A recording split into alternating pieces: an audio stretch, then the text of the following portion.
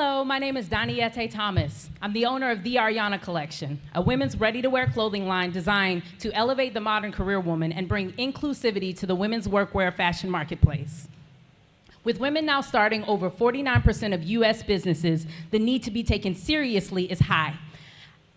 However, as more Black and Latina women are taking on executive roles, the previous lack of diversity in the workplace has led to a women's workwear fashion marketplace that primarily caters to one body type.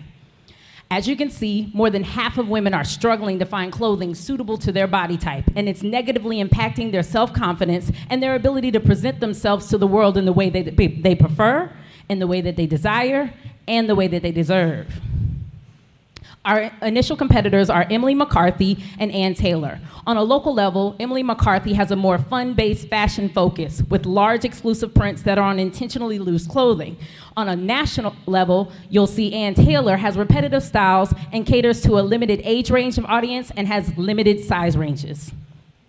The Ariana Collection features exclusive cutting-edge styles that are made for a wide age range of women. These styles help enhance a woman's self-confidence and help her highlight, rather than hide, her body type.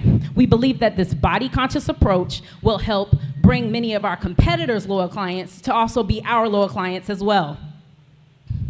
Our target market includes female entrepreneurs, executives, professionals, and elected officials ages 28 to 60 who shop at mid to high level boutiques and are avid shoppers of online fashion. How are we attracting these women to Ariana? We've implemented a new website, marketing campaign, as well as a monthly newsletter. But in the near future, we plan to engage with local brand ambassadors, have exclusive shopping events, participate as guests on fashion-based podcasts, and also purchase social media ads.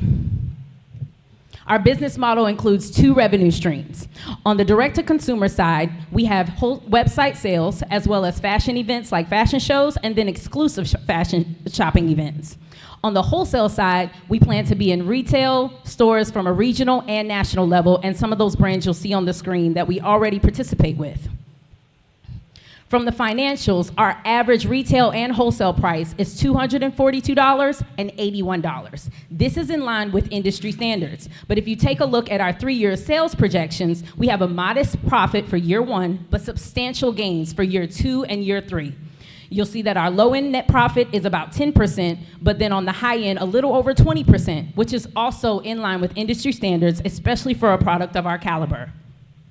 Our team is small, yet mighty, and dedicated to the success of Ariana. Myself, with my education, connections, background, and experience, is a large portion of the magic.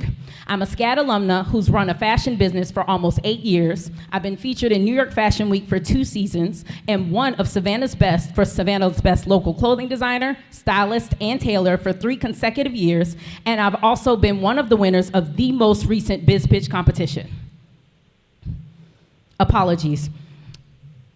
Ariana is also dedicated to stemming the local talent flight of creative graduates from SCAD and other local universities. And as a Savannah native, I am dedicated to making sure that you do not need, proving you don't need a New York City address for a successful fashion business. In the months since winning BizPitch, we've coupled our earnings with huge success, and I am proud to announce we have successfully launched our new website. Please feel free to get on your phones and go to arianacollection.com and make sure you sign up for our newsletter. You'll see new styles that we've added. You'll also see that we have more efficient manufacturing, as well as new textiles we've added to the collection. And I'm proud to also let you know that Ariana has been invited to showcase in New York and Paris Fashion Week. In our next goals, we'd like to see more website traffic as well as launch the wholesale portion of our business. So our total investment ask is $150,000, which will hopefully become $145,000 after this evening. But this will largely go towards marketing and bringing on new hires and our showroom fees for the wholesale portion of our business. But we also want to welcome warm introductions to wholesale buyers, showroom owners, angel investors, as well as potential shoppers. Can everyone in the room wearing Ariana please stand?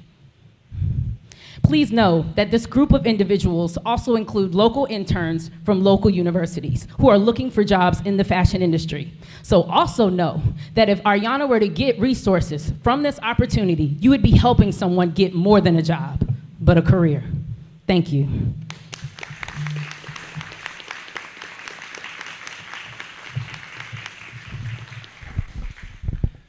Talk a little bit more about the marketing side.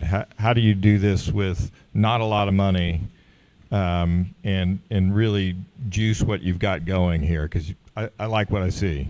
Yes, sir. So far, we've been successful with a lot of word of mouth, which is popular in Savannah, Georgia.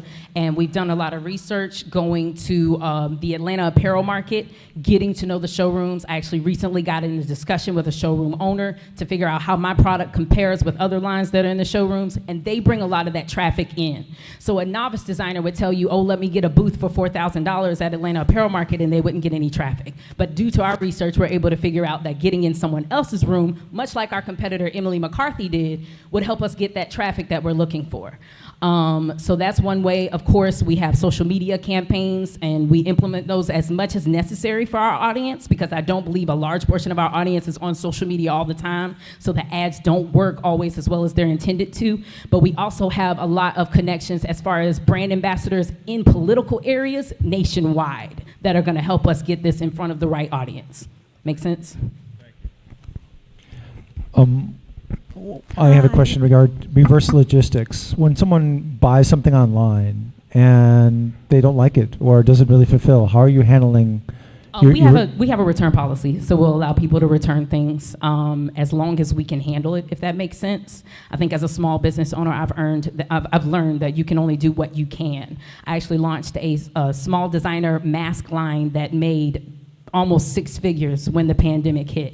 So I got a good idea of what it's like to have to return a product and possibly fix it. And because our profit margins are sometimes in the 6 times, we can afford to receive a product back.